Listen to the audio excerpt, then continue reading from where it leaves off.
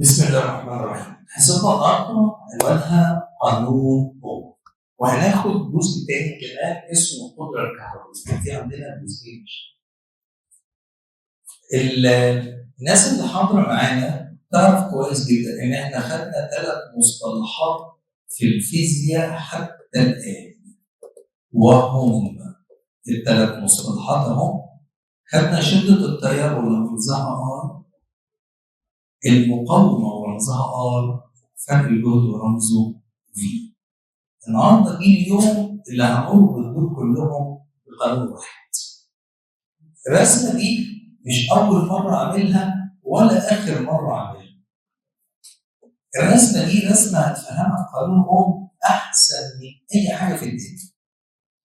ديت لو اعتبرنا إن ده السلك من جوه، ده السلك من الداخل، تمام؟ وفي هنا اهو حاجه كده زي هنعتبرها زي نمله صغيره كده جايه تمشي. النمله دي هنسميها اي يعني مين؟ شده التيار. وفي نمله ثانيه واقفه فوق هنا اهو وماسكه حبل وعماله ترقص عليها. حبل والحبل ده عاملاه كده. في نمله واقفه هنا وماسكه الحبل ده بايديها. النمله اللي فوق دي هنسميها المقاومه الكهربائيه. المقاومه. وفي نملة ثالثة واقفة هنا، والنملة الثالثة دي بتزق في النمل اللي قدامنا ده. النملة الثالثة دي هنسميها في. يعني ايه في دي بقى؟ فرق الجهد الكهربائي. نصلوا بينا على النبي. تعالوا نربط العوامل دي كلها مع بعضها ونشوف الأخبار ايه بعد الرسمة اللي قدامنا دي. هنربط فرق الجهد اللي رمزه V مع المقاومة اللي رمزها R مع شدة التيار اللي رمزه R. يلا صليتوا على النبي. ردوا بقى عليا. لو النملة اللي لونها أزرق قرصت وشدت وربطت جامد، ايه اللي يحصل للنملة اللي لونها أحمر؟ الحركة بتاعتها ايه؟ صح؟ قولوها فيزياء. كلما زادت المقاومة قلت شدة. قسما بالله هو ده اللي انا عاوزيه، اللي هم عاوز يقول. وعاوز اقول حاجه بقى بعيدا عن الموضوع. الفيزياء طبيعه. فانا جاي مش بخلق طبيعه واقول لكم احفظوها. انا جاي بصف الطبيعه. فما هو في الفيزياء هو ما هو في الطبيعه. يعني لو دي ترعه فيها ميه وعملنا فيها سدود، حركه الميه في الترعه هيجرى ايه؟ وهتصعد، صح؟ يبقى كل ما المقاومه ايه؟ ازاي؟ معدل التحرك بدا ايه؟ الطريق اللي انت جاي منه ربنا يوصلك بالسلامه ايا كان الطريق ده، وانت راكب عربيه. الطريق ده لو مكسر هتلاقي حركه العربيات فيه ايه؟ معدلها بطيء ومعدل التدفق ضعيف. فلو الطريق ناعم وسافلت كده وجميل هتلاقي معدل التحرك سريع. يبقى مش ملاحظين من الكلام ان المقاومه لما بتقل شده التيار بتزيد. وان المقاومه لما بتزيد شده التيار بتزيد. ايوه ده اللي بيحصل. احنا بنحب الاسلاك النحاسيه دي. سلك النحاس مقاومته قليله فمعدل تحرك الالكترونات فيه عالي، عشان كده تلاقي الاجهزه ما شاء الله. طب خليك تجيب سلك نحاس وحط سلك الالوان مقاومته عاليه قوي. لو حطيته اولا يا اما هيسخن ويسيح لانه بيخنق الحركه فبيسخن بسرعه، يا اما هيخلي الجهاز مش واصل له كهرباء كويس. تلاقي الجهاز كانت مروحه بطيئه، كانت لمبه ضغطتها ضعيفه، ان كان تكييف ما بيشتغلش حلو كده، ماشي. فالامور بتبقى لذيذه قوي لما تبقى المقاومه قليله. اسمع، المقاومه مع شده التيار علاقه مالها عكسيه. المقاومه مع شده التيار علاقه عكسيه. طيب بس في حاجه عاوز اقولها. لما ادرس تاثير المقاومه على شده التيار يبقى لازم مين ثابت؟ فرق الجهد. عشان ما تجيش بقى الشيطان، اصل اعوذ بالله من الشيطان الرجيم. الشيطان ده بيدخل دخلات، يجي واحد يقول لك ايه؟ طب افرض المقاومه زادت وفرق الجهد زاد، قول يا اسلام اللي يحصل. لا اسلام ولا ابوك يقول لك ايه اللبس ده؟ ايه الحاجات الكتيره دي؟ انت يا باشا لما تيجي تشغل متغير يبقى باقي المتغيرات، يعني تدرس تاثير المقاومه على التيار، يبقى اي عامل اخر يكون ايه؟ ثابت. لان الهيصه المتغيرات ما حدش يقدر يفتيك ولا يفيدك في الكلام ده. تعالى في الثانيه بقى. ايه رايك لو رحنا قلنا للنمله دي اثباتي كده علينا، وبدانا نزود النمل اللي ورا اللي بيزق. اهلا، يعني بدات تزود في فرق الايه؟ الجهد. اللي يجرى كل ما فرق الجهد زاد رده شيء ثابت، صح؟ كل ما تزودي دول اكيد دول ايه؟ معدل تحركهم هيبقى ايه؟ اكبر.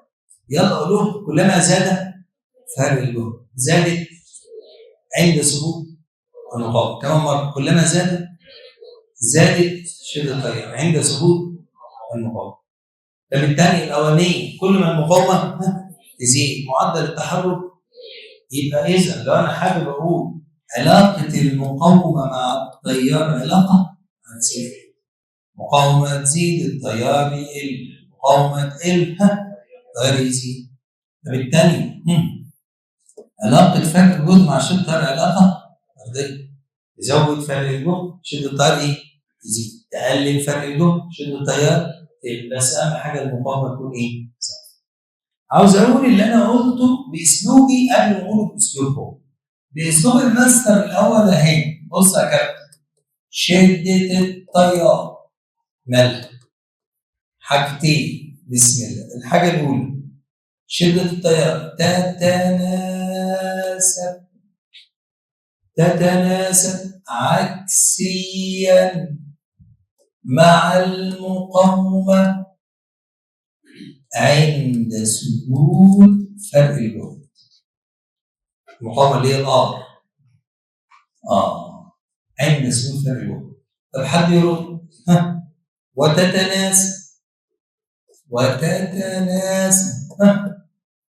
طرديا. حد يرد مع مين؟ مع فرق الجهد عند ثبوت المقاومه.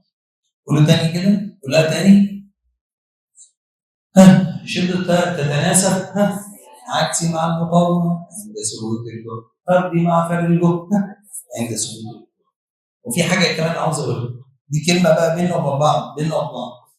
شدة التيار ملطشة للكل. ملطشة للكل يعني إيه الكلمة دي؟ يعني المقاومة بتأثر في شدة التيار في حين إن التيار ما يأثرش في المقاومة. ليه؟ المقاومة، تعالوا نقول بالمثال البلدي الأول. الطريق اللي بيفرض نفسه على العربية ولا العربية اللي بتفرض نفسها على الطريق؟ ده الطريق هو اللي بيتحكم، صح؟ ضيق واسع خشن ناعم هو اللي بيقول هي هتجري ولا مش هتجري. ده انت لو راكب باص لامبرجيني والطريق وحش مش هتعرف تجري، صح؟ مش هتعرف تجري. مش على العربيه هي اللي بتقول انا هجري ولا مش هجري، الطريق هو اللي بيسيطر. تمام؟ فالمقاومه تؤثر في شده ايه؟ التيار. شده التيار لا تؤثر في المقاومه. ده والثانيه كمان نفس القصه. فرق الجهد يأثر في شده التيار. فرق الجهد يزيد شده التيار تزيد، وشده التيار ملهاش تأثير في فرق الجهد. يا جماعه شده التيار نتيجه وليست سبب، ومنتشر للكل. كل اللي رايح واللي جاي يضرب فيه وهو مش عارف يعمل حاجه مع حد. اهي كلمه بلدي خالص اسمعها الكلمه دي. شده التيار ايه؟ منتشر للكل. يعني ايه يا اسلام؟ يعني شده التيار نتيجه وليست سبب. يعني ممكن نقول كلمه ثانيه، شده التيار متأثر وليس مؤثر. تمام؟ هنا بقى النوع على الاقل العيال الشاطر بقى العيال كلها معلش مع احترامي التعبان قبل الشاطر عارف ان المقاومه مع التيار علاقه عكسيه، بس ممكن نخلي عيل ما يجاوبش عليها. نقول له ايه؟ اذا زاد التيار للضعف فان المقاومه. الاجابه التفصيل ايه؟ واحد ازاي؟ انت مش بتقول علاقه ايه؟ عكسية. بس اقرا الكلام، مين أثر في مين؟ أنا بقول إذا زاد التيار للضعف فإن المقاومة. هل التيار يأثر في المقاومة؟ المقاومة ما يأثرش فيها غير إيه؟ طول السلك، مساحة السلك، مادة السلك، درجة حرارة السلك. إنما مش شدة التيار اللي تأثر في المقاومة. يلا ردوا عليا تاني. المقاومة تؤثر في شدة التيار. تأثير عكس. المقاومة لو زادت شدة التيار، طب المقاومة لو قلت شدة التيار هتزيد. هل ينفع العكس؟ لا. طب تاني واحد، فرق الجهد لو زاد يزود شدة التيار، فرق الجهد لو قل يقل شدة التيار. فرق الجهد والتيار علاقة طردية، علاقة طردية. مين بيأثر في مين؟ فرق الجهد بيأثر في شدة التيار. طب هل العكس؟ لا. تعالى بقى اما احط لك، انا بعد ما قلت الكلام باسلوبي تعالى نقول اسلوب علمي بقى. اهي واضح ان شده التيار تتناسب مع فرق الجهد. ليكون العيال اللي مش عارفين الرموز، اي اسمها ايه؟ شده التيار. في اسمها فرق الجهد، اسمها فرق الجهد. طيب ادي الفي وادي الار، الكلام واضح. بصوا يا حبايبي اهو، دلوقتي لو قلنا س تتناسب مع ص، بص يا بابا، بص يا حبيبي، العلامه دي اسمها علامه تتناسب. اصول ان هي بتتشال ويتحط يساوي ميم. ميم، ها ميم ده يعني مقدار صفر. يلا نعمل الكلام ده. اي علامه تناسب تتشال ويتحط يساوي صفر. تعال نشوف بقى، يلا هنا كده بسم الله. ادي علامه التناسب اهي، علامه التناسب اهي. يلا نشيلها ونحط يساوي ميم. ميم دي اسمها كونستانت. ميم دي اسمها ايه؟ كونستانت يعني مقدار ثابت. اسمع، كونستانت يعني ايه؟ مقدار ثابت. وبالتالي ادي الفي وادي الاي والكونستانت دي اللي هي المقدار الثابت ده هنسميه ار بس. وشكرا على كده. اسمع بقى القانون بصورته النهائيه. في بتساوي اي في ار. نمر في بتساوي عاوزه تعملي بقى شغل المثلثات بقى، اوكي ما فيش اي مشكله يعني. عاوزه شغل المثلثات ماشي، احنا سادين في كل الاتجاهات يعني. يلا في بتساوي اي في ار، اي بيساوي في على ار، ار بيساوي في على ار. واحده بسيطه خالص. قول يلا الاسامي. في ده اسمه ايه بالعربي؟ فرق الجهد. والاي شده التيار، والار المقاومه. طبعا لو حد بيقول لي اشرح من خلال القانون اشرح، بس والله العظيم اللي انا قلته قبلها احسن. فرق الجهد لو زاد شده التيار هتزيد، فرق الجهد لو قل شده التيار هيقل، بس مين ثابت؟ ممكن اشرح برضه من خلال القانون حاجه ثانيه. والله بقى لو فرق الجهد ثابت والمقاومه زادت اكيد التيار هيقل، المقاومه قلت اكيد التيار هيزيد. انا شايف ان انا قلته احسن من اي حاجه ثانيه اتقالت، ومش هيتقال بعدها حاجه احلى منها. اسمعها بقى. المقاومه تؤثر في شده تاثير، بس المقاومه هي اللي بتاثر صح؟ ويكون مين ثابت؟ فرق الجهد. تاني حاجه، فرق الجهد بيأثر في التيار تاثير طرد، بس مين بيأثر؟ فرق الجهد بيأثر في التيار، انما التيار ما يأثرش فيه. طب قول لنا بقى النص وفقا لقانون اوم نفسه. قانون اوم قال ايه؟ اسمع، قال كده: شده التيار المار في موصل تتناسب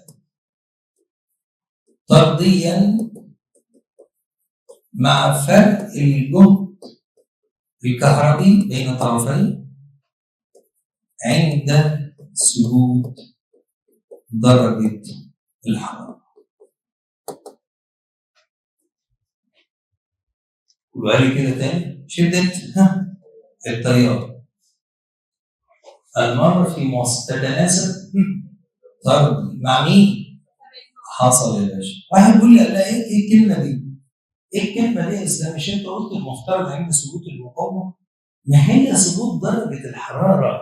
بصوا بقى في كلمتين هنا حلوين قوي. في موصل وعند ثبوت درجه الحراره. ما هو طالما انا جبت موصل فاصبح هذا الموصل ثابت الطول والمساحه والماده بلس ثابت في درجه الايه؟ الحراره، يعني ثابت في الايه؟ المقاومه. فهي الكلمه دي مع دي معناها عند ثبوت المقاومه. قولوها يلا تاني كده. شده النار تتناسب طب مع فرق اللي هو عند ثبوت.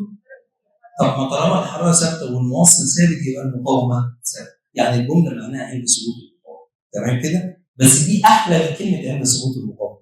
لان واحده تقول لي ما يقول له خلاص انت بتعرف تربي مع الجهد عند ثبوت المقاومه. طب ما تقولي بقى بعدها وعند ثبوت درجه حراره الايه؟ السلك. حوار كده مش لذيذ مش مملوك. دي احسن. تمام؟ قولوها يلا كده. شدت التيار في وصل اي في سلك تتناسب تربية مع فرق عند ثبوت. ماشي عند ثبوت درجة. نقدر نقول الحمد لله رب العالمين الثلاث نقاط دول تمام. تعالوا ندخل في نقطة ثانية ألا وهي القدرة الكهربية. بالقدرة الكهربية دي بقى كده يا حبايب قلبي، بالقدرة الكهربية دي إن شاء الله اللي هي الباور كده يا حبايب قلبي نقدر نقول إن الدرس الأولاني يكون خلصان بالكلمة دي. يلا بسم الله. ما هي القدرة الكهربية؟ القدرة الكهربية هي الشغل المبذول في الثانية. بس أبسط تعريف قبله في حياتنا الشغل المبذول في الثانية. حتة الشغل المبذول في الثانية. القدرة هي الشغل المبذول في الثانية. بمعنى قانونا باور بتساوي دبليو على تي. دبليو يعني الشغل. دبليو يعني الشغل. وتي اللي هو مين؟ الزمن. فيعني ايه القانون ده؟ صلوا بينا على النبي. لما اقول اللمبه ده 100 واط، اللمبه اللي فوق ده عارفه دي معناها ايه؟ معناها ان اللمبه دي بتستهلك من الدوله 100 جول كل سنه. طب المروحه دي 180 واط، يعني المروحه دي بتاخد 180 جول كهرباء كل ايه؟ ثانيه. والطعم بتديهم لك 180 جول هواء حركه يعني كل ايه؟ ثانيه. طب اللمبه دي خدت 100 جول في الثانيه كهرباء، اعطتهم لك 100 جول ضوء خلال ايه؟ الثانيه. فالطاقه التي يستهلكها الجهاز في الايه؟ في الثانيه او التي ينتجها، ما هو الطاقه لا تفنى ولا تستحدث من العدم ولكن تتحول من صوره لايه؟ ما يستهلكه الجهاز في الثانيه او ما ينتجه الجهاز في الثانيه اسمه ايه ولا القدره. يلا قولوا كده. ما هي القدره؟ الشغل. طول الشغل المبذول، طول الطاقه المستهلكه، طول الطاقه المنتجه، كل ده صح. في زمن قدره ايه؟ 1 سنه. الطاقه التي يستهلكها الجهاز في الثانيه، الطاقه التي ينتجها الجهاز في الثانيه، الشغل الذي يبذله الجهاز في الثانيه. كلها معاني واحده واحده واحده. اسمع القانون. باور بيساوي دبليو على تي. كمان مره باور بتساوي تمام. برضه من ضمن الخبره اعرف حاجه مثلا. انت مثلا رايح تشتري مكنسه بتاع الموكيت. اول سؤال هيساله لك يقول لك انت عاوزها كام واط؟ لو انت عاوز مكنسه شفط قوي بقى وسحب قوي قول له مثلا عاوز 2000 واط 2000 ونص. تمام. مكنسه تمشي الامور ممكن 1000 ونص حاجه زي كده. فساعات البائع بيحس ان اللي قدامه مش فاهم انت عاوزها كبيره ولا صغيره. مش اي الكلام ده. زي بالظبط كده تروح تشتري لمبه. اول ما تدخلي كده تروحي اي محل بتاع ادوات كهربائيه تقول له عاوزين لمبه. اول كلمه يرد عليك فيها كام واط؟ تمام؟ لو حاسس ان انت مش فاهمه يقول لك هتحط اللمبه دي في مكان واسع صاله ولا اوضه صغيره ولا ايه ولا تحطها في الشارع ولا فين؟ ولا بيحس ان لو قلت له في اوضه صغيره يقول لك 30 واط كويس 40 واط. طب لو في الصف لا 50 واط. ده انا احطها في الشارع للناس تنور لله في الشارع. ده عاوز لمبه 100 واط او ازيد من كده. فاهمه؟ فاذا كل ما اللمبه الواطات تكون كتيره يبقى بتاخد كهرباء كتيره بس في بتدي اضاءه جديد صح؟ وهكذا. فالمهم دي لازم تعرفوا ان الجهاز اللي قدرته عاليه بيستهلك كتير بس بيدي كتير برضه. طيب بصوا يا حبايب قلبي، احنا عندنا معلومه مهمه ولذيذه وجميله. القدره لها 4 قوانين، اصول ان انا اكتبهم واقول لك ما جوش منين. احفظهم وخلاص. بس انا هكتبهم وهقول لك جم منين، بس في الاخر احفظهم وبس، تمام؟ عشان تحل بيهم مسائل. تعالوا نكتبهم الاول وبعدين نقول جم منين. اول قانون باور بتساوي دبليو على تي. ثاني قانون باور بيساوي في في ار. ثالث قانون باور بيساوي اي تربيع في ار. اخر قانون باور بيساوي في تربيع على ار. قولوا لي يلا بقى كده تاني معلش اسمعهم. باور بيساوي دبليو على تي، ده اصل القوانين في الكتب. ثاني قانون باور بيساوي في في ار. في يعني ايه؟ اي. ثالث قانون اي تربيع في ار. اخر قانون في تربيع. طبعا لو انا قلت لكم رواد دماغكم ترجع تقول ما قالش وما عملش، فانا ما بحبش الصداع، تمام؟ فاللي عاوز يتفرج يتفرج، اللي مش عاوز حر. اسمع القانون كده الاصل الدور بيساوي دبليو على تي. اخذنا قوانين قديمه بتقول ان الفي بتساوي دبليو على كيو الحصه اللي فاتت، والحصه قبل اللي فاتت اي بيساوي كيو على تي. فرب سترك علينا. لو قلنا طرفين فين؟ وسطين. من هنا كده، يبقى الدبليو بتساوي مين في مين؟ في كيو. طب لو شلنا الكيو حط مكان الكيو ايه من هنا؟ اي في تي. يبقى دبليو بتساوي في، وهنشيل الكيو ونحط اي في تي.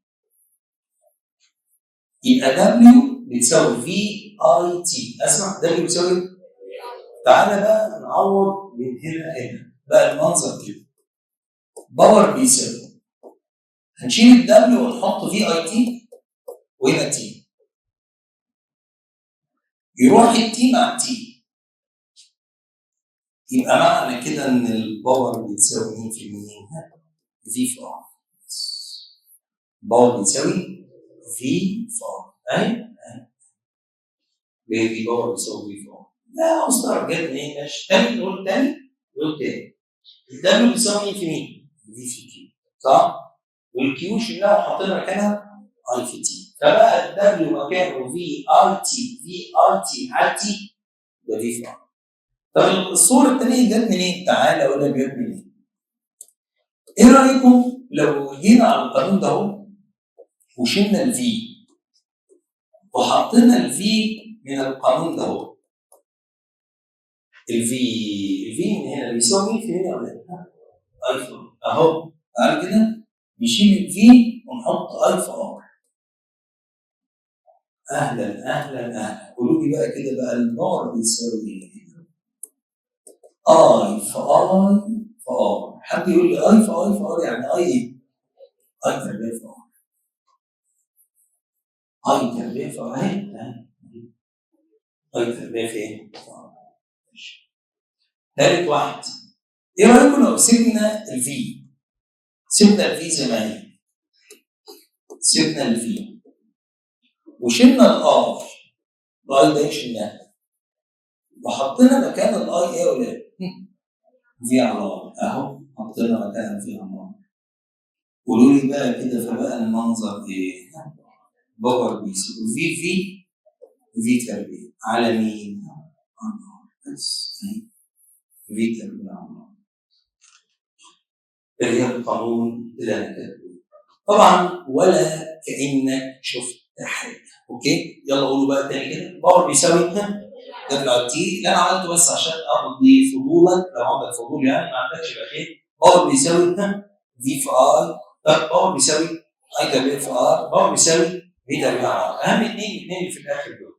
طيب تعال نجيب وحدات القياس. الطاقه بتتقاس بالجول والزمن بيتقاس بالثانيه، فاذا القدره بتتقاس بالجول على الثانيه. ومن هنا ممكن حاجه ثانيه، فرق الجهد بيتقاس بالفولت والتيار بيتقاس بالامبير، ففولت في امبير. ممكن من هنا شده التيار بتقاس بالامبير، ادي الامبير، بس امبير ايه بقى؟ تربيع. والمقاومه دي بتتقاس بالعلامه دي اسمها اوم، اسمها ايه؟ اوم. ممكن هنا برضه فرق الجهد بيتقاس بحاجه اسمها فولت، بس فولت تربيع. والمقاومه بتتقاس بالاوم. والله لو انت حاسس ان الدنيا هيصه فانا عندي رواقك من الهيصه دي. لو مش عاوز تحفظ دي ولا دي ولا دي ولا دي، فانا عندي بديل لهم كلهم اسمه واط. اسمه ايه؟ واط، وده اشهر وحده. يعني دي اصلا وحده القياس تجاريه للقدره، يعني العالم كله بيشتغل بالواط. اوكي؟ فاقولوا يلا القدره تقاس بايه؟ بالواط، او اضعف الايمان بلس جول عليه على الثانيه. انا اعرف لك واحده تجاريه واحده عاديه كده، تمام؟ يبقى الواط و100 كمان والجول على الثانيه، وان شاء الله مع الوقت هيجي معاك الكل. ايه الفنيات بتاعت القدره؟ مفيش فنيات، هي فنيه واحده. اقول فنيه واحده حزين، هي واحده. ده كل درس كنا بنقعد ندي ده انا قعدت ادي فنيات في المقاومه حصتين، تمام؟ ده يا باشا مفيش. هي الفنيه الوحيده اللي انا هقولها دلوقتي على القوانين دول. تعالوا اوريك فنيه واحده. الكلام ده معلش سامحوني انا همسحه، تمام؟ فنيه القدره، درس القدره مفيش فيه غير فنيه واحده. تعال نشوفها. الفنيه هي علاقه القدره مع المقاومه. علاقه القدره مع المقاومه. القدره رمزها باور والمقاومه رمزها باور. صليت على حضرة النبي. ايه علاقه القدره مع المقاومه؟ بس لو واحد جه يفكر بالقانون ده في كلام. طب القدره من القانون ده في كلام تاني. ازاي؟ تعالوا اقول لك. صليتوا على النبي؟ بص يا بابا، القدره مع المقاومه هنا غير القدره مع المقاومه هنا. ازاي يعني؟ نشوف. انا شايف ان لو المقاومه زادت القدره مالها؟ طب لو المقاومه قلت القدره قلت، لا ده علاقه كده ايه؟ طب بصوا هنا كده، بسط ومقاومه، يعني لو ده زاد ده هيقل، صح؟ هو زاد ده يبقى دي اسمها علاقه ايه؟ عكسيه. اتفضل يا عم. يعني في قانون بيقول لك ان العلاقه بينهم علاقه ايه؟ فرديه.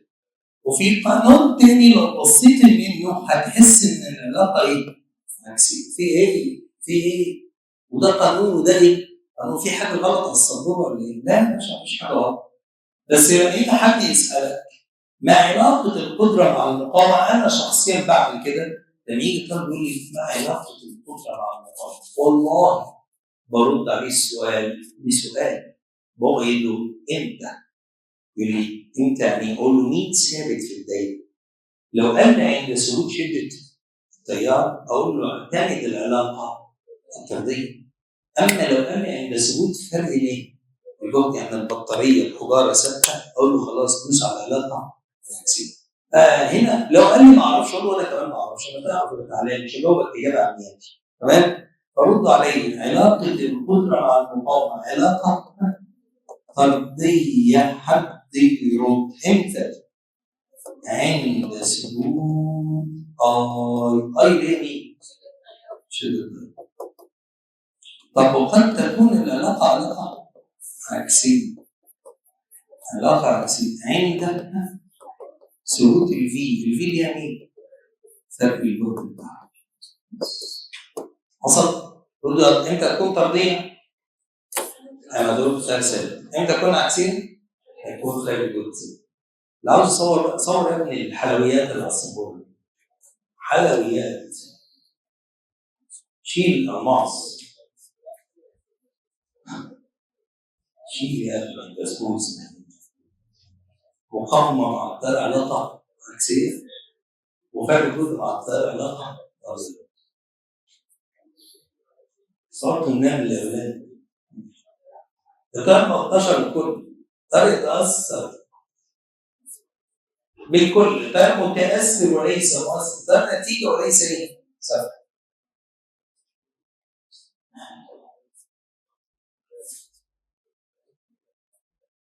ودي يا باشا دي بتساوي ايه؟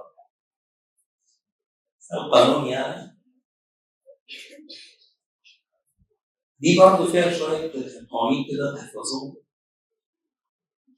دبليو على تي في ار، اي تربيع في ار، ودي تربيع على ار. ودي بقى علاقه القدره مع المقاومه علاقه فرديه عند ثبوت التيار، عكسيه عند ثبوت فرق التيار. تفتح المذكره، افتح المذكره. اول سؤال: بعين العلاقات التاليه يعبر السهم عن الشكل الصحيح لمرور التيار في المقاومه. يبقى اول واحده مظبوطه ماشي. ليه بقى اول واحده؟ لان التيار بيجي من الجهد الاعلى الى الجهد الاقل. ينفع اقول من 0 ل 10؟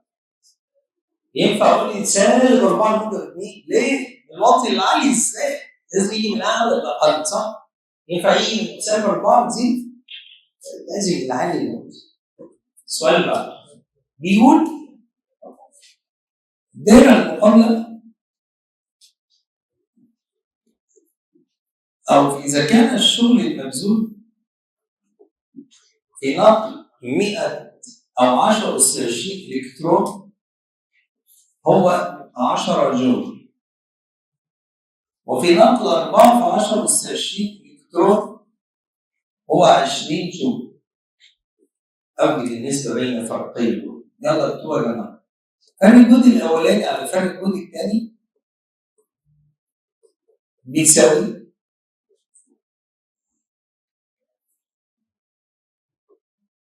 دبليو على الكيو بتاع الاولاني، وهنا دبليو على الكيو بتاع الثاني. دبليو على الكيو.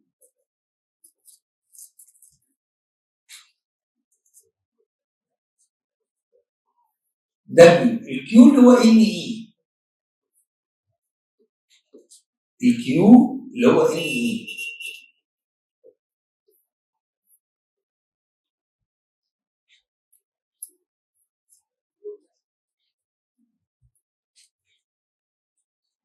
الكيو اللي هو ان اي. دي نشيل الاي مع الاي. يلا ساعدوني بقى. بالنسبه للاولاني اتبذل الشغل قد ايه؟ 10 في نقل كام واحد؟ 10 اس 20. طب بالنسبه للثاني اتبذل كام؟ 20 في نقل كام؟ 4 في 10 اس 20. وبس على كده. والله بقى بتعرف تختصر خير، ما بتعرفش الآلة الحاسبة تساعدك. عموما فوق 10 وتحت 5 يعني بالنسبة 2 لواحد.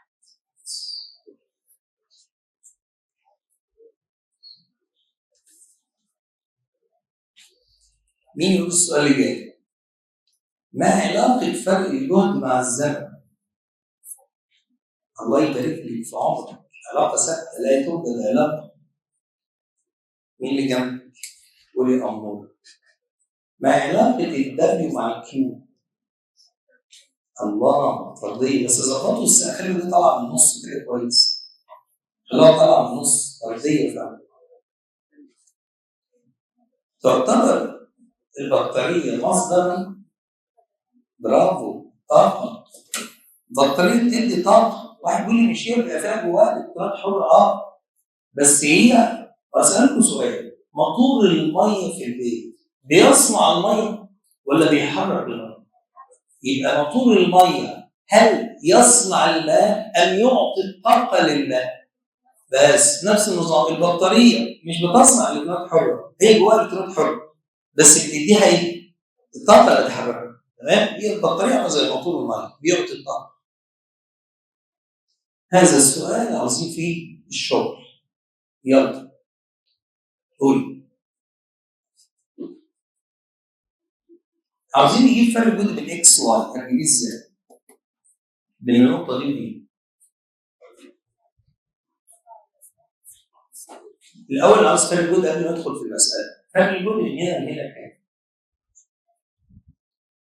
لا مش 15 20 20 ليه بقى؟ هتقوم قايل 15 ناقص 5 صح؟ هو انا لما بقول انا جايب في ماده 15 من 100 وزميلي جايب سالب 5 من 100 يبقى انا اعلى منه ب 15 ولا ب 20؟ انت اعلى من الصفر ب 15 وانت تحت الصفر ليه؟ الفرق بيننا كام؟ اتفضلي بقى اللي انت كنت بتقوليه بقى اسمعوا. عندنا قانون بيقول في بتساوي دبليو على كيو، يبقى الدبليو في في كيو صح؟ الفي اللي هو كام؟ 20 والشحنه كام؟ شحنه 4 يبقى كده كام جول؟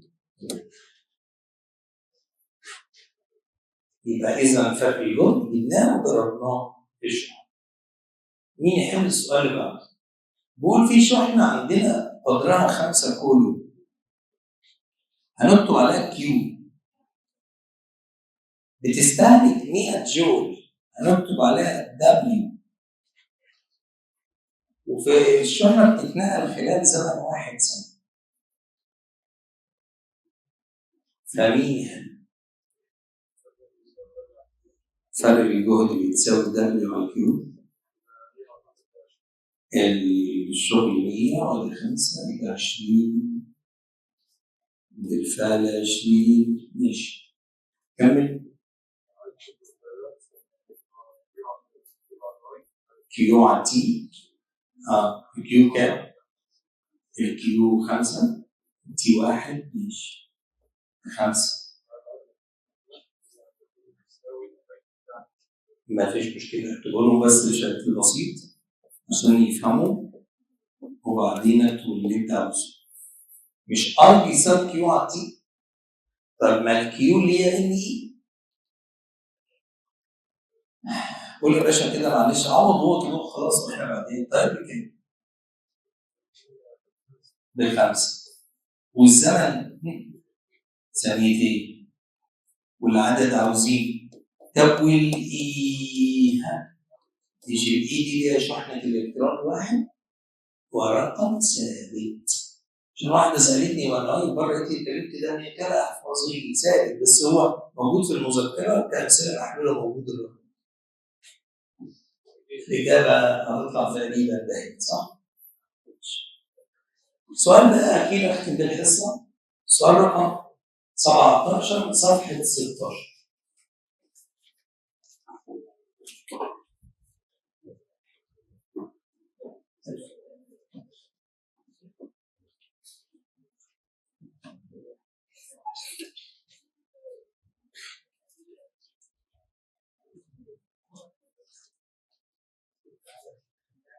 يلا شباب صليتوا على النبي. الشكل المقابل يمثل اسلاك مصنوعه من نفس الماده. شدوا خط على الكلمه دي نفس الماده متوصلين بنفس الجهد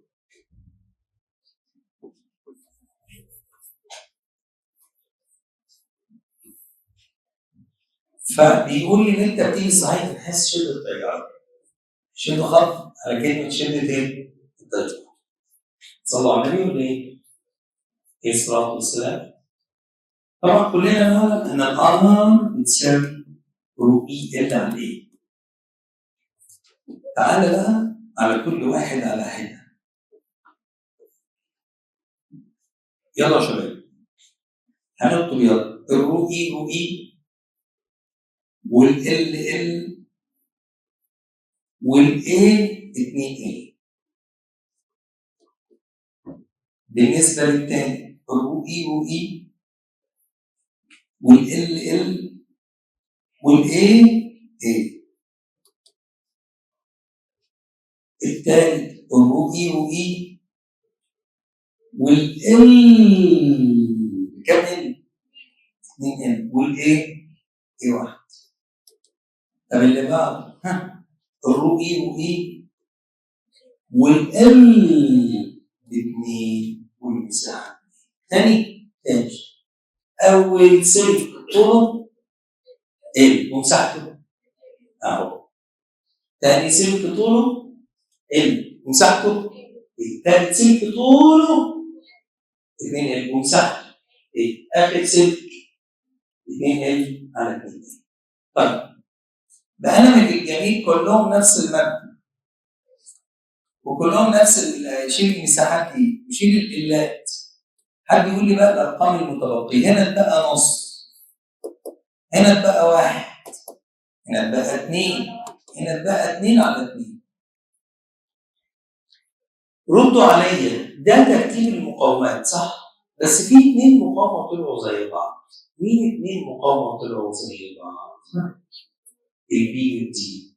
طب ما هم طالما نفس المقاومه يبقى نفس التيار. قولوا نفس المقاومه، نفس المقاومه.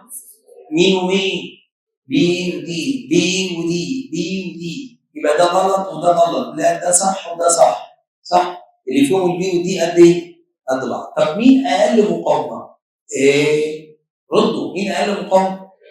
اقل مقاومه يبقى اعلى تيار، لان انا برتب الحسب التيار. ايه اعلى تيار؟ ايه اعلى تيار؟ اعتقد الاجابه الصحيحه الاجابه صح.